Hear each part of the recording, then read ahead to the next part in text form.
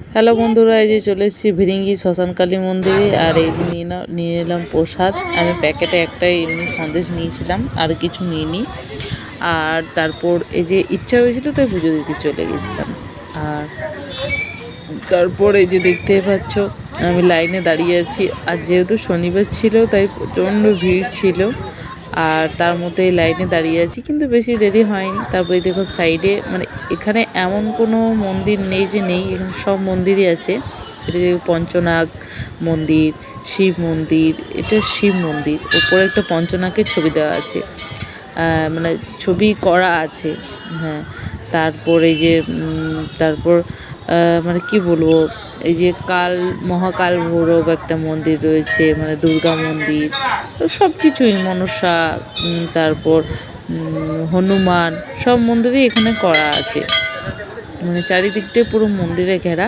আর এই যে লাইটে দাঁড়িয়ে থাকতে থাকতে এই ভিডিওগুলো করেছিলাম একটু একটু করে।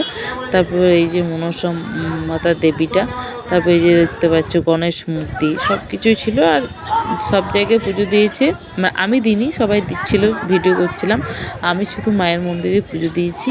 আর আমার যখন ইচ্ছা হয় আমি চলে যাই মায়ের মন্দিরে।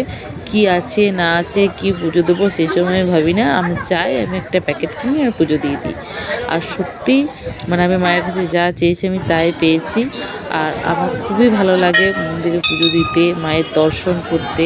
মানে আমি বলে বোঝাতে পারবো না, একটা অদ্ভুত অদ্ভুত শান্তি আমার মনে আসে যখন মায়ের মূর্তিটা আমি দর্শন করি।